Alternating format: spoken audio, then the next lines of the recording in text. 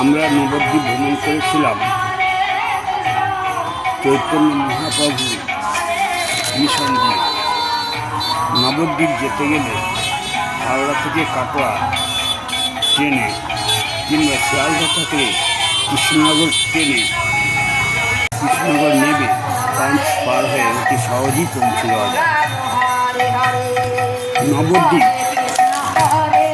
চৈতন্য মহাপ্রভু জন্মস্থান ও সন্ন্যাস পর্ব লীলাক্ষেত্রের জন্য প্রসিদ্ধ। বাংলায় সেন রাজাদের আমলে নবদ্বীপ ছিল রাজধানী। 1202 সালে রাজা লক্ষ্মণ সেনের সময় বখতিয়ার খিলজি নবদ্বীপ জয় করেন।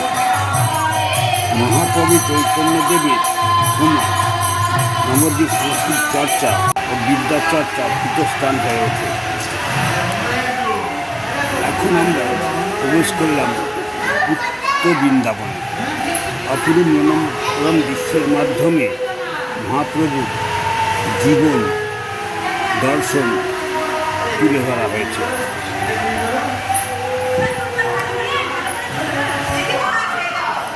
পশ্চিমবঙ্গে চৈতন্য মহাপ্রভু নবদ্বীপ সংস্কৃত চর্চা ও বিদ্যালয়ের প্রতিষ্ঠান হয়ে ওঠে। একে বলা হয় বাংলা রহস্য। পশ্চিমবঙ্গ হেরিটেজ কমিশন 2019 খ্রিস্টাব্দে নবদ্বীপ ঐতিহ্যবাহী হেরিটেজ শহর হিসেবে ঘোষণা করা হয়।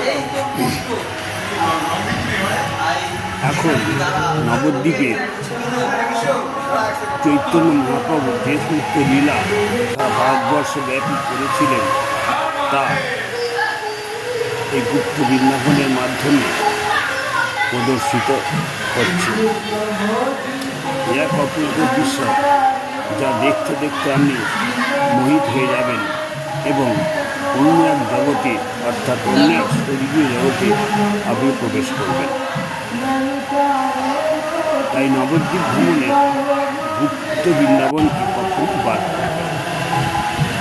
এবার নবদ্বীপের মহাপ্রভুর জন্মস্থান তিনি মার কাছ থেকে বিদায় নিচ্ছেন কীভাবে সেই দৃশ্য প্রদর্শন করা হয়েছে।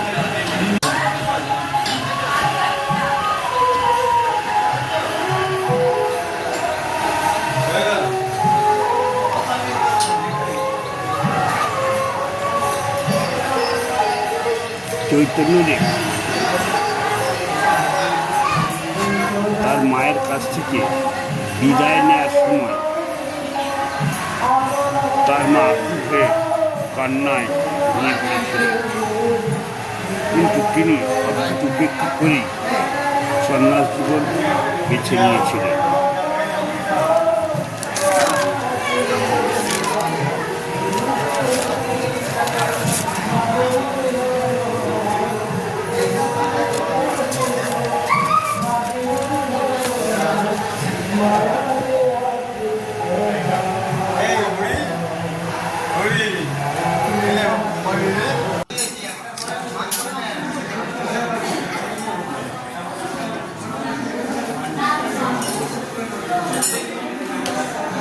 এখন দেখছেন মদনমোহন মন্দির। মদনমোহন মন্দিরটি গ্রিল দিয়ে আটকানো আছে, তাই তার ভেতরে আর ঢোকা যাবে না।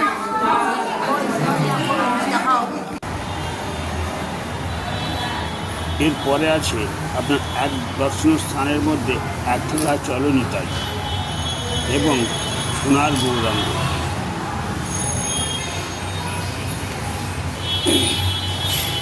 অর্থাৎ এখানে দেখানো হচ্ছে কেউ যদি তোর পাশে না থাকে তাহলে একলাই চলতে হবে।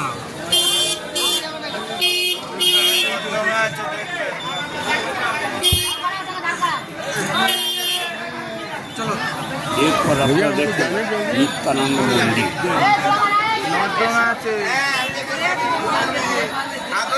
মন্দিরটি বেশ সুন্দর মনোরম পরিবেশ তৈরি এবং দেখলে কিছুক্ষণ মোহিত হয়ে থাকতে হয়। এবার আপনারা দেখুন সোনার গৌরাঙ্গ। সোনার গৌরাঙ্গ না দেখলে আপনারা অনেক কিছু মিস করে যাবেন।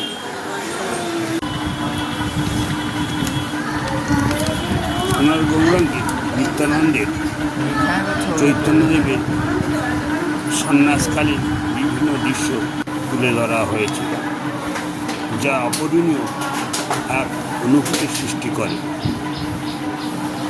যা আপনাকে করবেই। সুতরাং নবদ্বীপ গেলে সোনার গৌরাঙ্গ অবশ্যই দর্শনীয় স্থানের মধ্যে প্রধান স্থান হিসাবে রাখা যেতে পারে।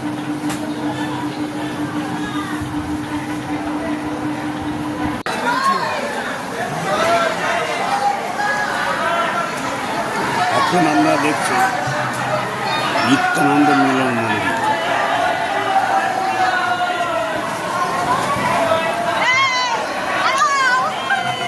নিত্যানন্দ মিলন মন্দিরটি অপূর্ব কারুকার্য মণ্ডিত এবং দর্শনীয় স্থানের মধ্যে একটি।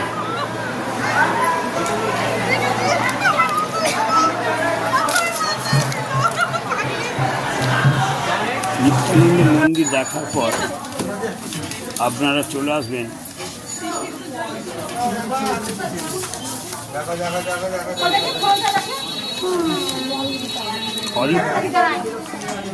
অদ্বৈত মহাপ্রভু মন্দির।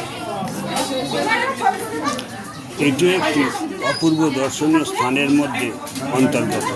এটি দেখতে দেখতে আপনি এক স্বর্গীয় জগতে পৌঁছে যাবেন বাস্তব অনুভূতি থেকে কিছুটা দূরে। এরপর আসুন পোড়ামাতা মন্দির। এখানে একটি বটবৃক্ষের নিচে এই মন্দিরটি আছে। পোড়ামাতা মন্দির দেখার পর আপনারা এরপর পোড়ামাতা মন্দির সংলগ্ন কিছু জায়গা আছে। এরপর আপনারা দেখুন শিব মন্দির। এত বড় শিবলিঙ্গ খুব কম জায়গাতেই আপনারা দেখতে পাবেন। এই পোড়ামাতা মন্দির সংলগ্ন আপনি কেনাকাটা করতে পারবেন, পূজার জন্য ডালি পাবেন এবং ভক্তি ভরে পূজা অর্চনা করতে পারবেন। এবার শিবলিঙ্গ মন্দির দেখার পর আপনারা সামনেই পড়ে যাচ্ছে ভবতারিণী মন্দির। এই মন্দিরটিও আপনারা দেখে নেবেন।